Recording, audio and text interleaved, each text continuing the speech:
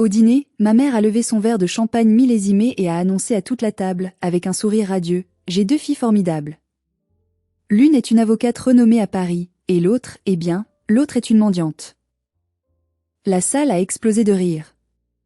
Mon frère a ricané en ajoutant, « Au moins, elle sait comment dormir sur un canapé sans se plaindre. » Mon père, lui, a simplement murmuré en coupant son steak, « Tu as de la chance qu'on ne t'ait pas encore mise à la porte. » Je n'ai pas pleuré. Je n'ai pas crié. J'ai simplement caressé le médaillon en argent de ma grand-mère autour de mon cou, je me suis levée, et je suis sortie dans la nuit glaciale. Ce qu'ils ignoraient à ce moment précis, c'est qu'en franchissant cette porte, je venais de signer l'arrêt de mort de leur train de vie luxueux. Avant de vous raconter comment j'ai fait s'effondrer leur petit empire de mensonges en seulement 7 jours, j'aimerais savoir qui est avec moi ce soir.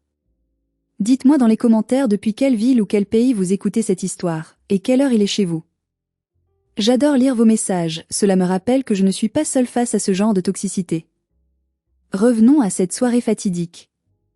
Nous étions à Megève, dans l'un des restaurants les plus huppés de la station, le Flocon de sel.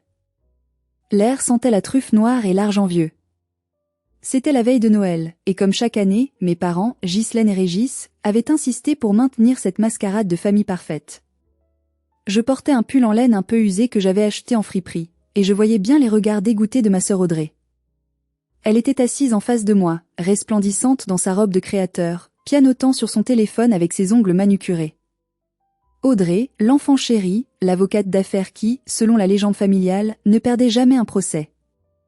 À sa droite, il y avait Cédric, mon frère aîné, le prétendu génie des affaires qui gérait une chaîne de magasins bio à Dijon. Le dîner avait commencé par les habituelles louanges. Ma mère a teinté sa cuillère contre sa flûte à champagne pour demander le silence. « Je voudrais porter un toast », a-t-elle commencé, sa voix mielleuse remplissant l'espace. À Audrey, qui vient de remporter ce dossier difficile contre cette multinationale. « Nous sommes si fiers de toi, ma chérie. » Audrey a souri faussement. « Merci maman, c'était épuisant, mais la justice paie bien. » Mensonge. Je savais pertinemment qu'elle n'avait pas gagné ce procès. Elle avait négocié un accord à l'amiable désastreux pour son client, mais personne à cette table ne vérifiait jamais les faits. Et à Cédric, a continué mon père, Régis, le visage rougi par le vin. Pour l'ouverture de sa 3e boutique. Un vrai businessman, comme son père. Cédric a gonflé le torse. On fait ce qu'on peut, papa. Le marché est dur, mais quand on a le talent. Nouveau mensonge. La 3e boutique était un gouffre financier qui ne tenait debout que grâce à des injections mystérieuses de liquidités chaque fin de mois. Puis, le silence est tombé. Les yeux de ma mère se sont posés sur moi. Ce n'était pas un regard d'amour. C'était le regard qu'on lance à une tache de vin sur un tapis persan. Et puis, il y a Morgane, a-t-elle soupiré, comme si mon prénom lui écorchait la bouche. Notre petite artiste bohème. Toujours à faire ses petits dessins sur ordinateur à Lyon. Elle a marqué une pause théâtrale, cherchant l'approbation de la table. Dis-moi, Morgane, as-tu réussi à payer ton loyer ce mois-ci, ou devrons-nous encore t'envoyer un panier garni pour que tu ne meurs pas de faim? C'est laquelle l'a dit. Cette phrase qui a tout fait basculer. Vous savez, a-t-elle dit en se tournant vers les tables voisines, parlant assez fort pour être entendue, j'ai 2 filles. Une est une avocate célèbre, et l'autre est une ratée, une mendiante qui vit à nos crochets. Le rire qui a suivi était pire que les mots. Cédric a éclaté de rire en postillonnant. Audrey a émis un petit rire cruel, masquant sa bouche avec sa serviette. Même mon neveu Kylian, le fils d'Audrey, a baissé les yeux, honteux, mais n'a rien osé dire. J'ai senti la chaleur monter à mes joues, non pas de honte, mais d'une colère froide, solide, comme la glace qui recouvrait les montagnes dehors. J'ai regardé mon père, espérant une once de défense. « Tu es chanceuse, Morgane », a-t-il grogné. Dans n'importe quelle autre famille, une ratée comme toi aurait été reniée depuis longtemps. Tu devrais embrasser les pieds de ta sœur. C'est grâce à des gens comme elle que la société fonctionne. J'ai posé ma fourchette. Le bruit métallique a résonné étrangement fort. J'ai regardé ma mère, puis mon père, puis mon frère et ma sœur. Je les ai vus tels qu'ils étaient vraiment, des parasites déguisés en aristocrates. Je n'ai pas prononcé un mot. J'ai repoussé ma chaise, j'ai pris mon manteau bon marché, et j'ai marché vers la sortie. C'est ça, fuis, a crié Cédric dans mon dos. Va pleurer dans ta voiture pourrie. En sortant, le valet m'a tendu mes clés avec un regard compatissant. Il avait tout entendu. Je suis montée dans ma vieille Peugeot 206, j'ai démarré le moteur, et j'ai su que c'était la dernière fois qu'il me voyait comme la victime. Il pensait que je partais parce que j'étais brisée. Il ne savait pas que je partais pour appuyer sur le bouton rouge. L'autoroute A40, que l'on appelle l'autoroute blanche, était presque déserte. La neige tourbillonnait dans la lumière de mes phares, créant un tunnel hypnotique. Mes mains serraient le volant si fort que mes jointures étaient blanches. Pendant les 2 heures de route qui séparaient Megève de Lyon, je n'ai pas écouté de musique. J'ai écouté les fantômes du passé. Les mots de ma mère résonnaient en boucle, mendiante. Ratée. À nos crochets. L'ironie était si puissante qu'elle en devenait amère. Si seulement il savait. Mon esprit a dérivé vers un souvenir, 5 ans plus tôt. C'était le moment où tout avait changé, le moment où j'avais compris que l'amour de mes parents était conditionnel, indexé sur le succès et l'apparence. J'avais 24 ans. Je venais d'avoir un grave accident de scooter. J'étais à l'hôpital, la jambe brisée en 3 endroits, seule, effrayée. Je venais de lancer ma start-up, je n'avais pas de mutuelle décente, et les frais chirurgicaux s'annonçaient lourds. J'avais appelé ma mère en pleurs. Maman, j'ai besoin d'aide.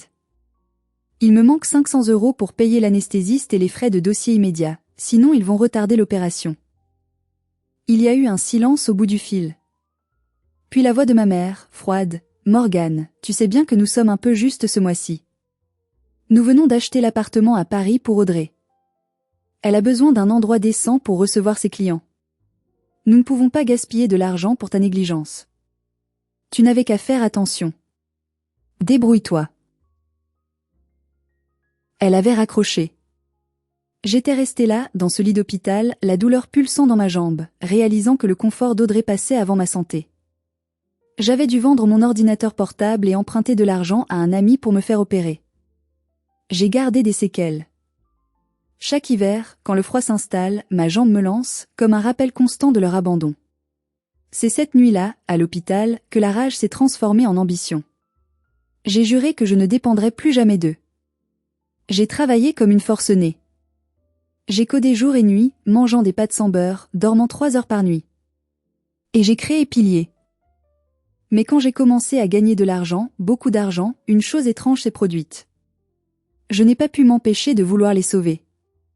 C'est stupide, je sais.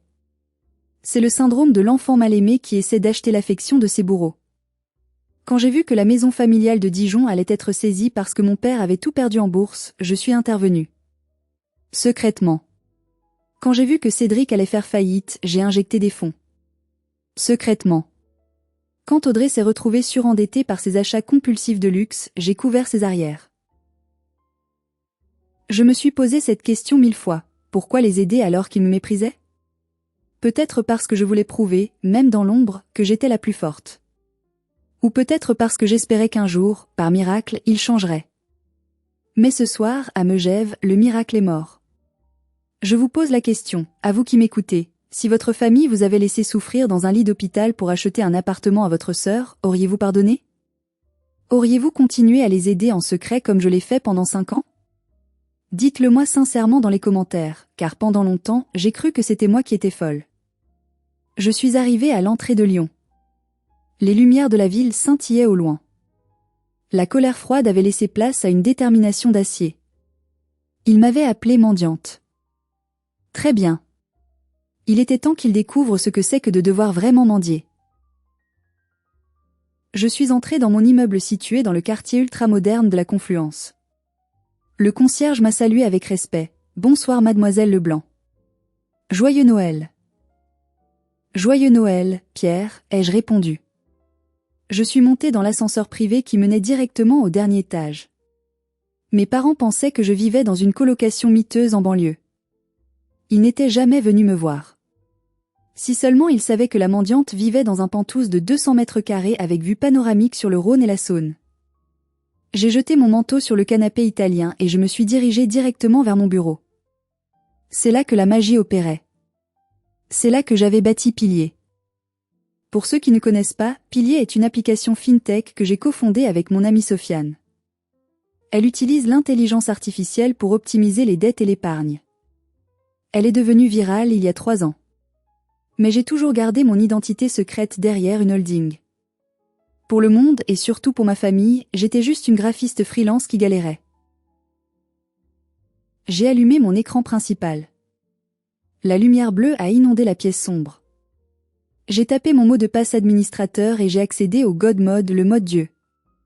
J'ai ouvert un dossier caché intitulé Famille.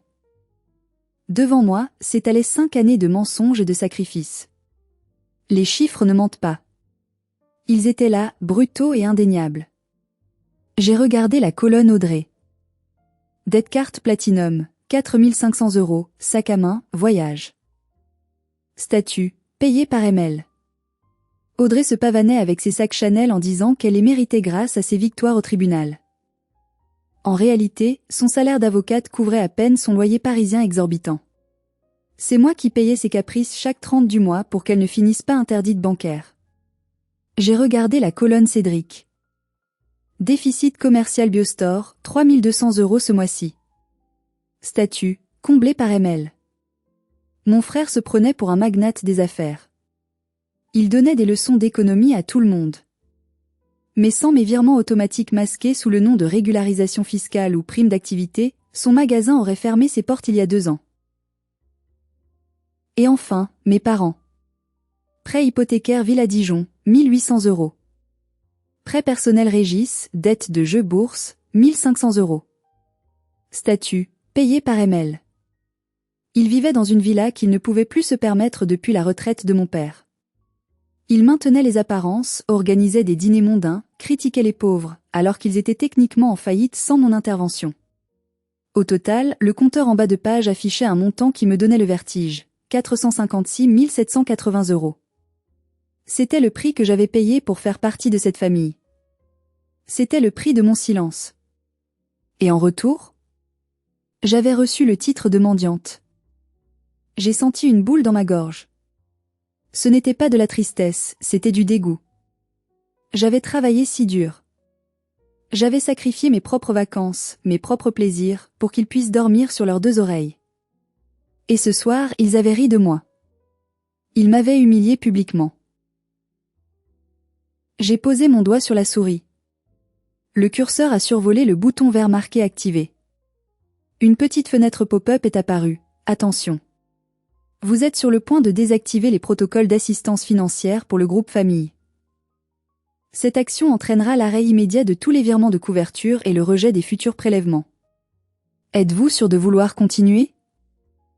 J'ai pensé au sourire narquois de mon neveu. J'ai pensé à la voix de mon père disant « On ne t'a pas encore mise à la porte ». J'ai murmuré dans le silence de mon appartement de luxe « Vous vouliez que je vive comme une mendiante? Alors je vais arrêter de vivre comme votre banquier. » J'ai cliqué. Le clic de la souris a été à peine audible, mais pour moi, il a résonné comme un coup de tonnerre. L'écran a clignoté une fois. Le bouton vert est devenu gris. Le statut a changé, désactivé, mode notification seulement. Je me suis adossé à mon fauteuil en cuir, le cœur battant à tout rompre. C'était fait. Le filet de sécurité avait disparu. À partir de cette seconde, la réalité allait frapper à leur porte, et elle n'allait pas être polie. Je n'ai pas dormi cette nuit-là.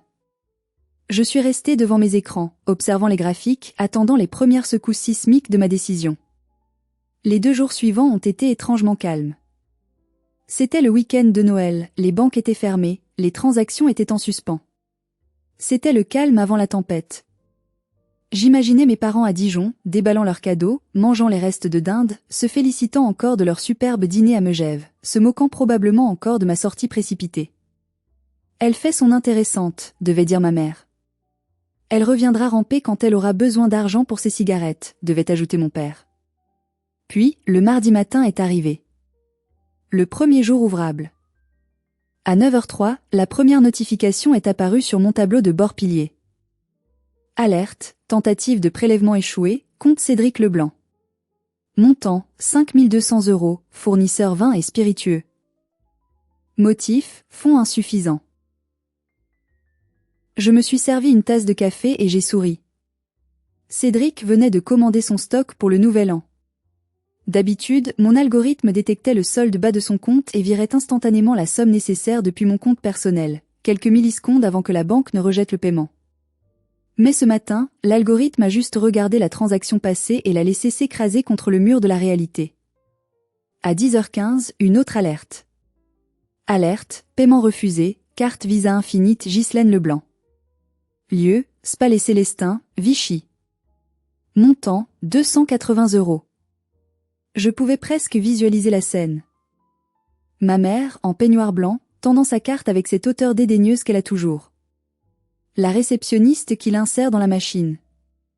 Le petit bip désagréable. La réceptionniste qui essaie une deuxième fois. Je suis désolée madame, c'est refusé.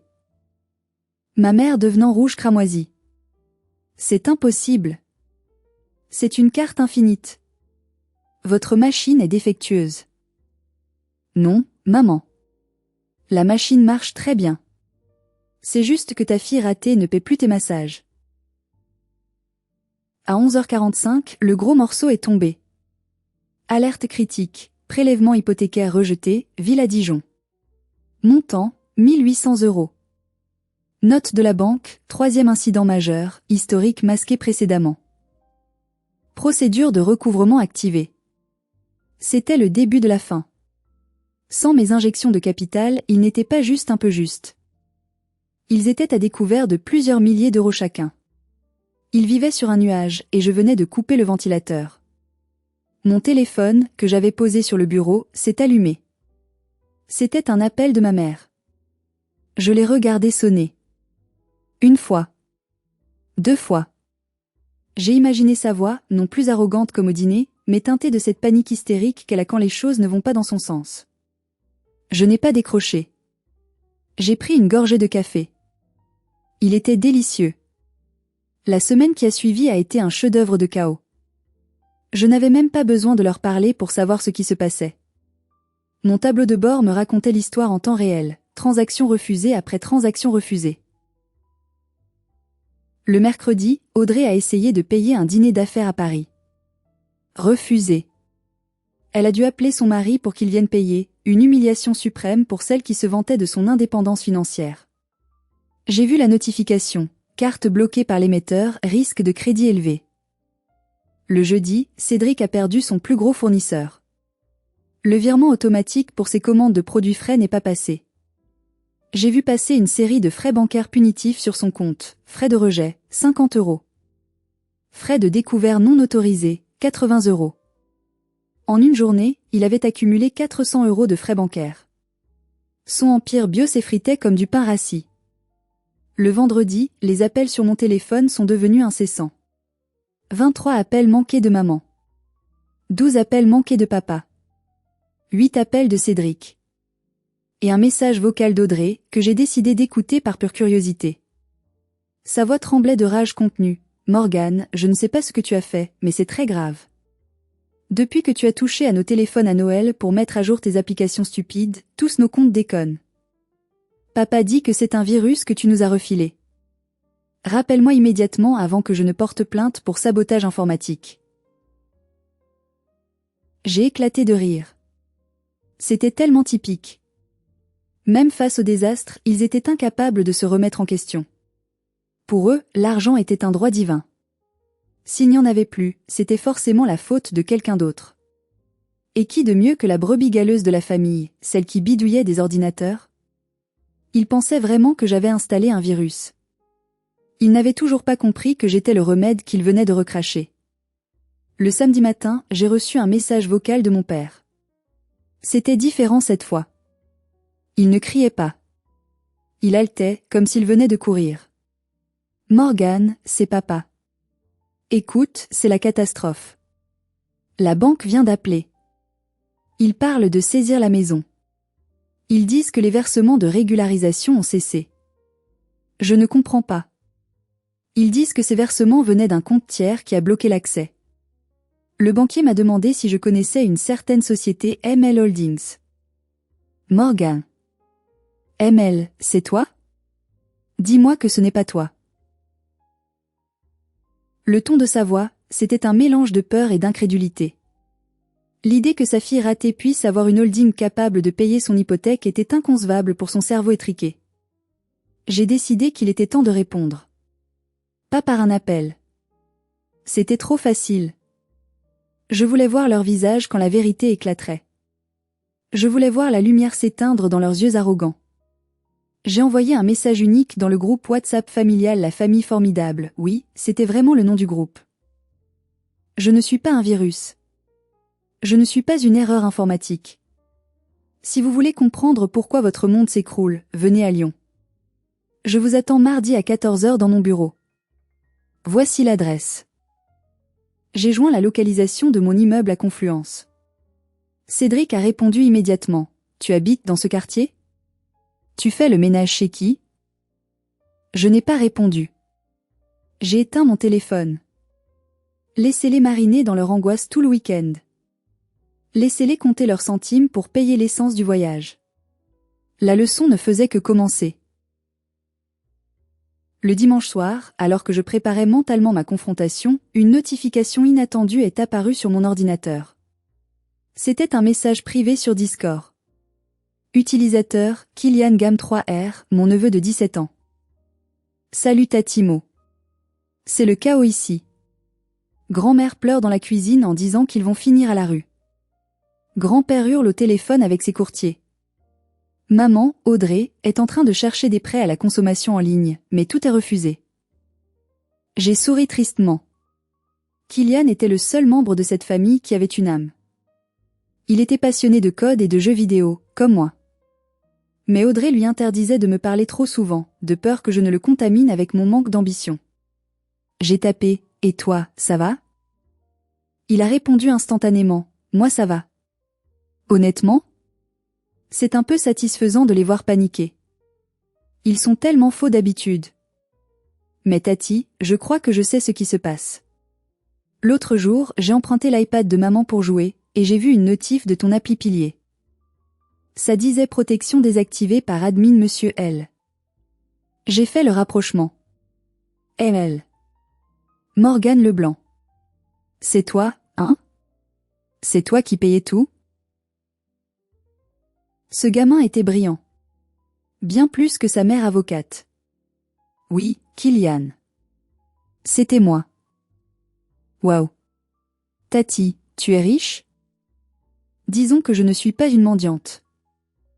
Il y a eu une pause, les 3 petits points de suspension dansaient sur l'écran. Tu sais, le soir du réveillon, quand tu es parti, j'ai voulu te courir après. Ce qu'ils ont dit était dégueulasse. Papy a dit après ton départ que tu ne valais rien. J'ai failli vomir. Je suis content que tu leur donnes une leçon. Fais attention quand même, ils arrivent demain. Oncle Cédric est furieux, il dit qu'il va te forcer à réparer le bug. Il pense toujours que c'est une erreur technique. Ils sont trop orgueilleux pour admettre que tu les aidais. Ce message m'a donné la dernière pièce du puzzle dont j'avais besoin. Il venait non pas pour s'excuser, ni même pour remercier, mais pour exiger. Il venait avec l'arrogance de ceux qui croient que le monde leur doit tout. Merci de me prévenir, Kylian. Ne dis rien pour l'instant. Fais semblant de ne rien savoir.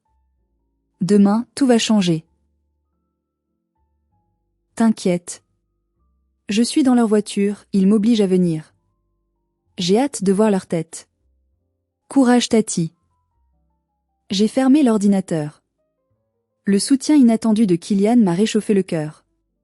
Au moins, il y en avait un à sauver dans ce naufrage. J'ai regardé par la grande baie vitrée. La Saône coulait paisiblement en bas, sombre et puissante. Demain, ma famille allait débarquer ici, pensant trouver une servante, une fautive, une ratée. Ils allaient trouver un juge. Et la sentence était déjà écrite. Le mardi à 13h55, l'interphone vidéo de mon appartement a sonné. J'ai activé l'écran. Ils étaient là, plantés devant l'entrée majestueuse en verre et acier de la résidence Le Monolithe. C'était un spectacle pathétique. Ils avaient essayé de garder leur allure hautaine, mais les fissures étaient visibles. La Porsche Cayenne de mon frère était sale, probablement parce qu'il ne pouvait plus se payer le lavage auto premium. Ma mère portait son manteau de fourrure, mais elle avait l'air nerveuse, regardant autour d'elle comme si elle craignait d'être agressée. Audrey ajustait nerveusement ses lunettes de soleil, et mon père faisait les 100 pas, l'air furieux. Kylian était en retrait, les mains dans les poches, observant la caméra avec un petit sourire complice. J'ai appuyé sur le bouton parler. Bonjour. Mon père a sursauté et s'est approché de la caméra, son visage déformé par le grand angle. Morgane. Ouvre immédiatement. On sait que tu es là. C'est quoi cette blague de nous faire venir ici? Ton frère a dû payer l'essence avec ses dernières espèces. Bonjour papa. 3e étage. Pentouze. J'ai déverrouillé la porte. J'ai attendu devant ma porte d'entrée en chêne massif. J'ai entendu l'ascenseur monter.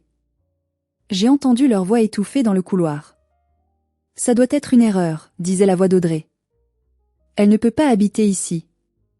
C'est l'immeuble le plus cher du quartier. Elle doit squatter chez quelqu'un. Ou alors elle fait le ménage, a ricané Cédric, bien que son rire manquait d'assurance. La porte de l'ascenseur s'est ouverte. Ils se sont tus net. Je les attendais, appuyés contre le cadre de ma porte, vêtus non pas de mon vieux pull, mais d'un tailleur pantalon en soie blanc, coupé sur mesure. Mes cheveux étaient coiffés, je portais des talons aiguilles. Je ressemblais à la CEO que j'étais, pas à la sœur qu'ils connaissaient. Entrez, ai-je dit calmement. Ils sont entrés avec hésitation. Leurs yeux s'écarquillaient à mesure qu'ils découvraient l'intérieur. Le salon immense, les œuvres d'art originales au mur, la cuisine ultramoderne et surtout, la vue imprenable sur tout Lyon à travers les baies vitrées de 6 mètres de haut. Ma mère a laissé tomber son sac à main, un faux Louis Vuitton, maintenant que je ne payais plus pour les vrais. Mais... Morgane. À qui appartient cet appartement? A-t-elle balbutié. Ton patron est là? Nous devons lui parler. J'ai ri doucement. Un rire sec. Mon patron? Maman, je suis mon propre patron. Et cet appartement est à moi. Payez comptant. Audrey a plissé les yeux, son cerveau de juriste cherchant une faille logique. Impossible. Tu es graphiste freelance. Tu gagnes à peine le SMIC. Tu as gagné au loto? Tu vends de la drogue? Toujours aussi charmante, Audrey, ai-je répondu en me dirigeant vers le salon. Asseyez-vous. Ne vous inquiétez pas pour le canapé en cuir blanc, il est traité contre les taches et contre la bêtise, j'espère. Ils se sont assis, raides, mal à l'aise. Cédric regardait autour de lui avec une jalousie si intense qu'elle en était presque palpable. Mon père, lui, était rouge de colère. Assez joué, Morgane, a-t-il explosé. On s'en fout de ton appartement. Tu nous as piratés. Depuis une semaine, tous nos comptes sont bloqués, l'argent a disparu. Tu as fait quelque chose avec ton maudit ordinateur. Rends-nous notre argent, ou je jure que j'appelle la police. J'ai croisé les jambes et j'ai pris une télécommande sur la table basse. Vous voulez parler d'argent? Très bien. Parlons d'argent. Mais attention, la vérité risque de vous coûter plus cher que vous ne le pensez. J'ai appuyé sur un bouton. Les rideaux automatiques se sont baissés pour tamiser la lumière, et le grand écran mural de 85 pouces s'est allumé. Le logo de Pilier est apparu, suivi de mon nom en toutes lettres, Morgane Leblanc, CEO fondatrice et CTO. Vous m'avez appelée mendiante, ai-je dit, ma voix devenant glaciale. Laissez-moi vous présenter le banquier qui vous a nourri pendant 5 ans. L'écran affichait désormais un tableau Excel géant, clair, net et précis. C'était l'autopsie financière de ma famille. Le silence dans la pièce était total. On aurait pu entendre une mouche voler, ou dans leur cas, leur ego se briser. Je me suis levée et je me suis approchée de l'écran, telle une professeure devant des élèves en échec scolaire. Regardez bien, ai-je commencé en pointant la première colonne. Voici vos dépenses réelles. Et voici la colonne source des fonds. J'ai zoomé sur la ligne de Cédric. Cédric, tu te souviens de ce post Facebook l'année dernière? Tu posais avec une bouteille de Château Margaux à 2000 € en disant le fruit de mon dur labeur. J'ai affiché la transaction bancaire correspondante. Carte refusée à 20 h. Solde couvert par M.L Personal Fund à 20 h 01. C'est moi qui ai payé cette bouteille, Cédric. Tu as bu mon argent. Cédric a ouvert la bouche, puis l'a refermée, le visage virant au gris. Je me suis tournée vers Audrey. Audrey, tes fameux week-ends à Saint-Tropez pour décompresser après tes victoires. Regarde ici. Ton cabinet ne te remboursait pas ses frais. C'est mon algorithme qui comblait le trou de ta carte American Express chaque fois que tu dépassais la limite de 3000 €. Ce sac à main que tu tiens sur tes genoux? Je l'ai payé. Audrey a instinctivement serré son sac contre elle, comme s'il allait brûler. C'est faux. C'est un montage, a-t-elle sifflé, mais sa voix manquait de conviction. Et vous, papa, maman? J'ai affiché le plus gros montant. La villa. Votre fierté. Vous disiez à tout le monde que vous aviez fait de bons placements. La vérité, c'est que papa a perdu 60% de son capital retraite en jouant aux apprentis traders il y a 4 ans. Depuis, c'est moi qui paie les mensualités. Chaque mois. J'ai fait défiler l'écran jusqu'au total final, écrit en rouge gras, 456 780 €. Voilà ce que la mendiante vous a donné. Près d'un demi-million d'euros. Je ne vous ai pas piraté. J'ai simplement arrêté de vous perfuser. Vous n'êtes pas victime d'un vol, vous êtes victime de votre propre incompétence et de mon excès de générosité. Ma mère a commencé à pleurer. Pas des larmes de remords, non. Des larmes de peur. Mais pourquoi, a-t-elle gémi? Pourquoi tu ne nous as rien dit? Pourquoi tu nous as laissé croire qu'on avait de l'argent? Parce que je voulais que vous m'aimiez, ai-je crié, perdant mon calme pour la première fois. Je pensais que si je réglais tous vos problèmes, vous finiriez par voir que je valais quelque chose. Mais j'ai eu tort. Même quand je vous sauvais la vie, vous me crachiez dessus. Régis, mon père, s'est levé, tremblant de rage et d'humiliation. Tu nous as piégés. Tu nous as laissé vivre au-dessus de nos moyens pour pouvoir nous humilier aujourd'hui. C'est pervers, Morgane. Tu es une manipulatrice. Je suis une manipulatrice, ai-je répliqué. Je vous ai offert une vie de rêve. Tout ce que vous aviez à faire, c'était d'être décent. Juste décent. Mais à Megève, vous m'avez traité de déchet. Alors j'ai décidé de vous traiter comme des adultes responsables. Payez vos propres factures. C'est là que l'atmosphère a changé. J'ai vu le regard d'Audrey se durcir. Elle a remis ses lunettes, a redressé son dos, et le masque de l'avocate rapace est retombé sur son visage. La tristesse a disparu, remplacée par le calcul. Attends une minute, a-t-elle dit froidement. Tu as utilisé nos données bancaires pour calibrer ton application, n'est-ce pas? Tu as utilisé la famille comme cobaye pour ton algorithme? Je l'ai regardé, incrédule. Tu plaisantes, j'espère? Non, a-t-elle continué, un sourire carnassier aux lèvres. Tu as accédé à nos comptes sans mandat écrit explicite. Tu as utilisé nos profils financiers pour enrichir ta base de données et vendre ton logiciel. Juridiquement, on peut appeler ça de l'exploitation de données personnelles. Voire de l'abus de confiance. Ma mère a relevé la tête, séchant ses larmes instantanément. L'odeur de l'argent l'avait réanimée. Audrey a raison, a dit Ghislaine. Cet argent, cette application, c'est grâce à nous. Si tu as réussi, c'est parce que nous t'avons inspiré. C'est l'argent de la famille. J'étais stupéfaite. Ils étaient au fond du trou, et au lieu de chercher une échelle, ils essayaient de creuser pour me tirer vers le bas. Ils voulaient ma part. Ils voulaient s'approprier mon succès. Nous voulons notre part, a déclaré Cédric en se levant à son tour. On veut 50% des parts de ta société. Pour préjudice moral et utilisation frauduleuse de données. Sinon, on t'attaque en justice et on détruit ta réputation. J'ai regardé Kylian. Il était assis dans le coin, la tête dans les mains, accablé par le comportement de sa propre mère. J'ai pris une grande inspiration. Vous voulez des parts? Ai-je demandé doucement. Oui, ont-ils répondu en chœur. Dommage, ai-je dit en me dirigeant vers la porte d'entrée pour l'ouvrir. Parce que vous arrivez une semaine trop tard. Au moment où j'ouvre la porte, un homme est entré. C'était Sofiane, mon associé et meilleur ami. Il tenait une mallette en cuir et affichait un sourire éclatant. Ah, bonjour, a-t-il lancé joyeusement, ignorant la tension palpable dans la pièce. Tu ne m'avais pas dit qu'on avait de la visite, Mo. Il s'est tourné vers ma famille pétrifiée. Vous devez être les fameux parents. J'ai beaucoup entendu parler de vous.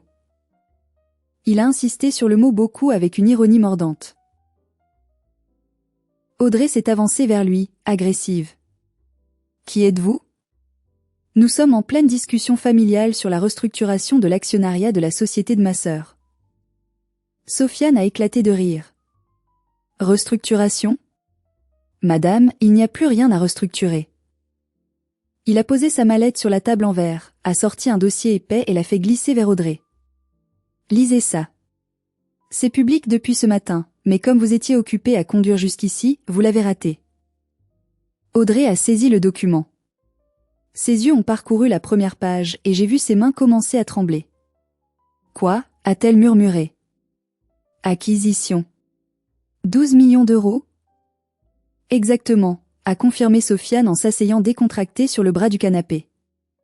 Morgan et moi avons vendu Pilier la semaine dernière à un groupe FinTech allemand. La vente a été finalisée le 24 décembre au matin. Il a pointé Morgan du doigt.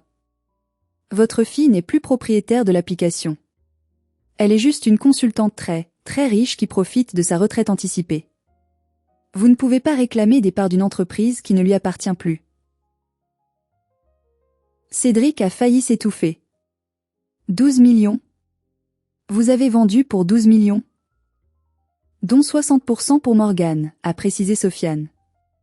Faites le calcul. Ça fait beaucoup de zéros. L'atmosphère dans la pièce a changé instantanément. La menace juridique a disparu. L'agressivité s'est évaporée. À la place, une cupidité obséquieuse et visqueuse a envahi l'espace. C'était esséurant. Ma mère s'est levée et s'est précipitée vers moi, les bras ouverts. Oh, ma chérie. Ma petite Morgane. Je le savais. J'ai toujours su que tu étais un génie. 12 millions. C'est merveilleux. Nous sommes riches. Elle a essayé de me serrer dans ses bras, mais j'ai reculé brusquement. Nous sommes riches, ai-je répété. Non, maman. Je suis riche. Mon père a essayé de jouer la carte de l'autorité paternelle bienveillante. Allons, Morgane, ne joue pas sur les mots. On a eu des mots durs, c'est vrai. Le stress, tu comprends. Mais maintenant, tout va s'arranger. Avec cet argent, on peut rembourser la maison, renflouer le magasin de Cédric, et Audrey a besoin d'un coup de main pour son cabinet. On est une famille, après tout. Le sang est plus important que tout. J'ai regardé ces gens. J'ai regardé leurs visages avides. Il y a une semaine, j'étais une mendiante. Aujourd'hui, j'étais leur sauveur, simplement parce que mon compte en banque avait changé de statut. Ils ne m'aimaient pas plus qu'avant. Ils aimaient mon argent. Je me suis tournée vers Sofiane. Montre-leur la dernière page du contrat, s'il te plaît. Sofiane a feuilleté le dossier jusqu'à l'annexe C. Ah oui, ma partie préférée, a-t-il dit.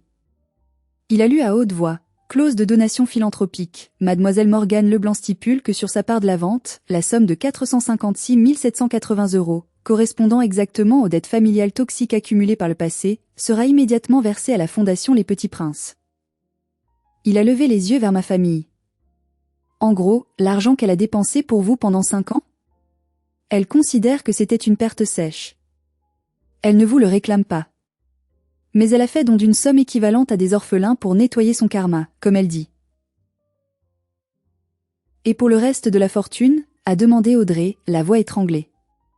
Placée dans des fiducies intouchables, ai-je répondu. Je ne vous donnerai plus un centime. Pas un euro. Pas pour vos maisons, pas pour vos voitures, pas pour vos dettes. C'est fini. Mon père est devenu violet. Tu ne peux pas faire ça à ta propre chair et ton propre sang. On va tout perdre. Alors perdez tout, ai-je dit calmement. Apprenez à vivre comme des gens normaux. Vendez la villa.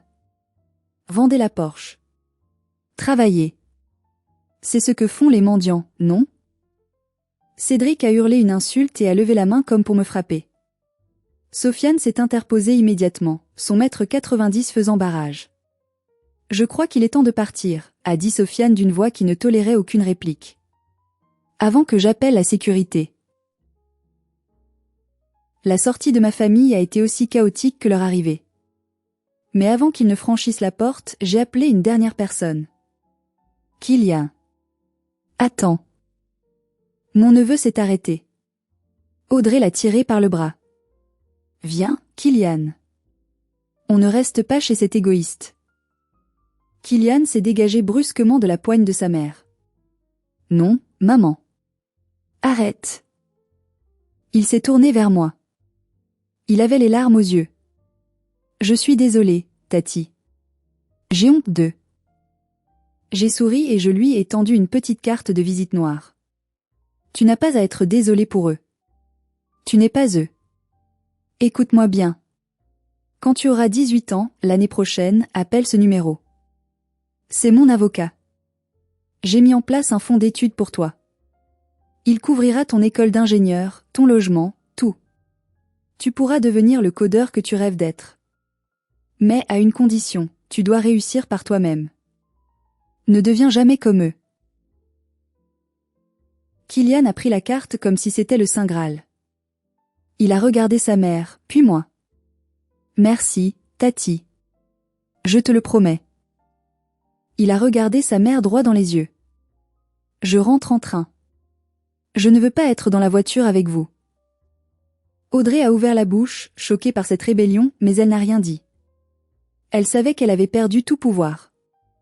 La porte s'est refermée sur eux. Le silence est retombé dans l'appartement. Un silence lourd, mais pur. Sofiane m'a tendu un verre de whisky. Alors? Ça fait quoi d'être une orpheline volontaire? J'ai pris le verre, j'ai regardé Lyon s'illuminer dans la nuit. Ça fait léger. Je me sens incroyablement légère. J'avais perdu ma famille ce jour-là. Mais en réalité, je ne les avais jamais eus. J'avais juste perdu des parasites qui portaient le masque de l'amour. J'ai bu une gorgée. Le whisky brûlait agréablement ma gorge, effaçant le goût amer des souvenirs de Megève. Je n'ai pas eu de nouvelles directes pendant plusieurs mois, mais les échos me parvenaient. La chute de la maison Leblanc a été rapide et brutale. Sans mon filet de sécurité invisible, la gravité a fait son œuvre. La villa de Dijon a été saisie par la banque 3 mois plus tard. Mes parents ont dû organiser un vide-grenier humiliant pour vendre leurs antiquités, qui se sont révélées être des copies sans valeur. Ils ont déménagé dans un petit étroit en banlieue. Mon père a dû vendre ses clubs de golf. Ma mère a dû apprendre à faire ses courses chez Lidl. J'espère qu'elle y a trouvé de l'humilité en rayon, mais j'en doute. Cédric a déposé le bilan. Son magasin bio a fermé, laissant des dettes colossales. Sa femme l'a quitté 2 semaines après la faillite, apparemment. Son amour était aussi conditionnel que celui de mes parents. Il travaille maintenant comme chef de rayon dans un supermarché.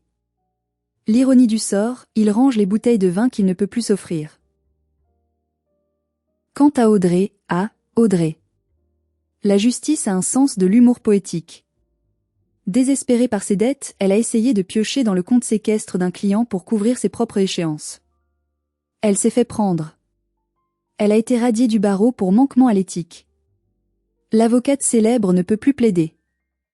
Elle travaille maintenant comme consultante juridique obscure pour une compagnie d'assurance bas de gamme. Moi? Je suis partie voyager. J'ai passé 1 mois au Japon, 2 mois en Nouvelle-Zélande. J'ai réappris à vivre pour moi.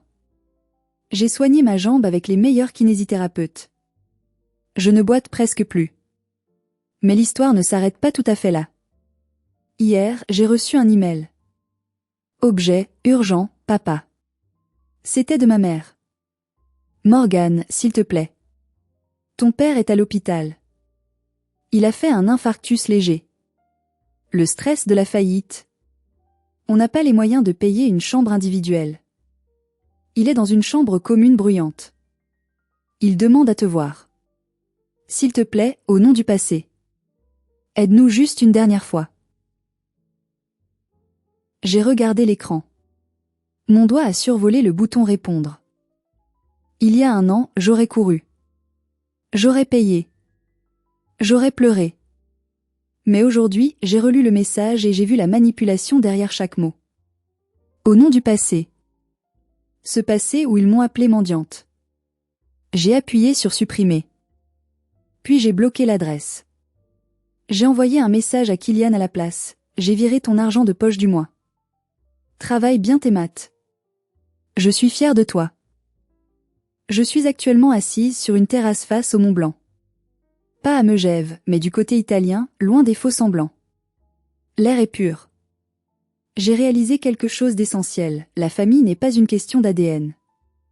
Le sang vous rend parent, mais c'est la loyauté qui fait de vous une famille. Pendant des années, j'ai payé pour être aimé. J'ai cru que l'amour était une transaction. Je me trompais. L'amour ne s'achète pas, et le respect ne se négocie pas. Ils m'ont appelée la ratée. Aujourd'hui, je suis libre, riche et entourée de gens qui m'aiment pour qui je suis, pas pour ce que je peux leur virer sur un compte bancaire. Eux, ils ont tout perdu, mais le plus triste, c'est qu'ils n'ont toujours pas compris pourquoi. Ils pensent encore qu'ils sont victimes de la malchance. Ils n'ont pas perdu à cause de l'argent. Ils ont perdu parce qu'ils ont sous-estimé la mendiante qui tenait les piliers de leur temple.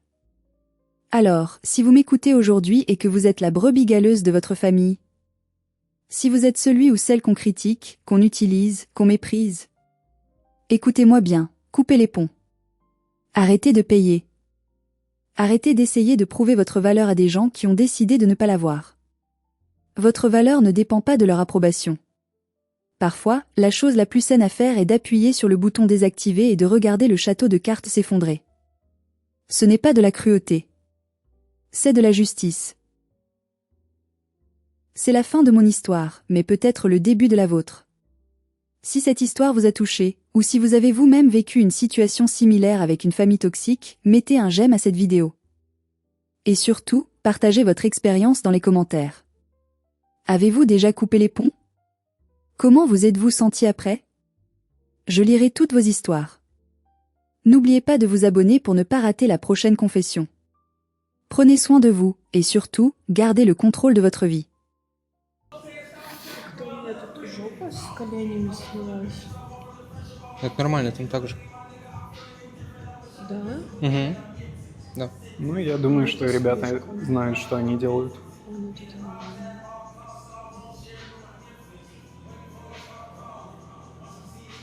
Блять. Мгм. Не сказал бы. Фотки, в принципе, красивые, но... Тут единственное, как это можно спасти, ну, верни на ту фотку. Ну, верни на ту. Это выше брать. А что ты не брал выше? Я брал выше в моменте, стой. Фух. Вот, чуть повыше. О, ну вот, нормально. Да, Тут и нормально мне лицо смотрит. не нравится, ладно. Вот, Похуй. вот. Хорошо Хорошо. было, классно. Все, давай вот это стой.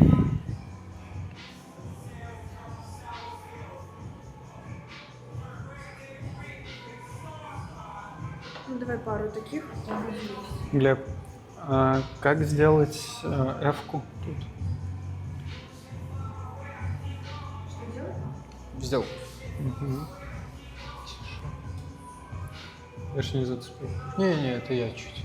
Просто чуть цепляешь и все.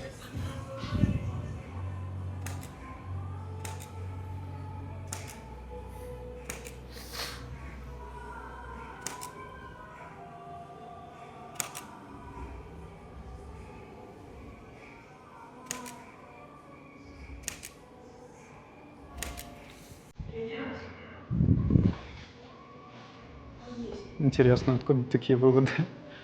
А что там? Глеб такой добряк, понятно, почему друг для Оксаны. Она его сожрет моментально. Ментально. Ох, ошибка. Ошибка. Я доедаю его мозг ложечкой чайной. Слушай, я тебе еще скидывала потом.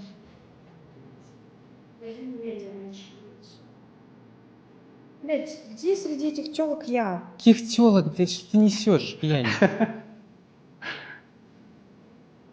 Кстати, делаешь? видео. Глеб сегодня бывшую встретил. Она развернулась. Она, короче, проходила с парнем каким-то. Да. Поздоровалась с ним. А потом вернулась и села к говори. нам. Ну да. Стала рядом и начала просто курить. Не знаю зачем. Что-то там С угорать пацаном. громко. Да, с каким-то пацаном. Вот это. Я снимаю каблуки, говорю. Оксан, а украшения они так и должны быть? Ну, типа внизу? Они не слишком. Я просто забыла их снять. Не, я думал, что наоборот, типа ты хотела их наверх закинуть. Ой, телефон отдай.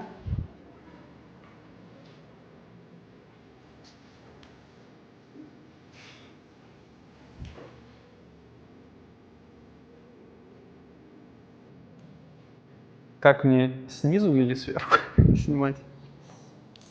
Ну, давай вот так. Ой, опять забыла.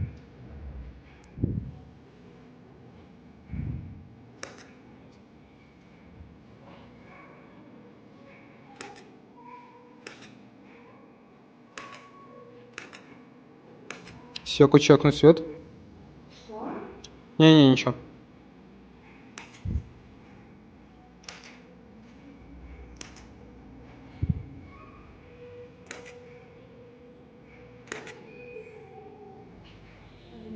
Лезет. Влезет. А активчик-то поднялся. Конечно. Еще бы не поднялся активчик.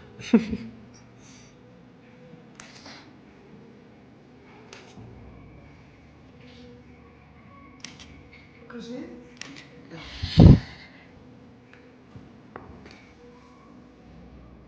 Да, ототрется, я думаю. Ну, тут как-то нога неестественно лежит. Ну да. Вот тут нормально. Нет. Вот. У Оксаны. Да, тут. Ну, просто до этого там было сколько, 80-90 зрителей, Ага. сейчас 140. Давай пробовать. Ну так получше нам. О, так вообще хорошо. Если бы ты еще смогла поднять это, ну как ты тогда делала. Ну без руки.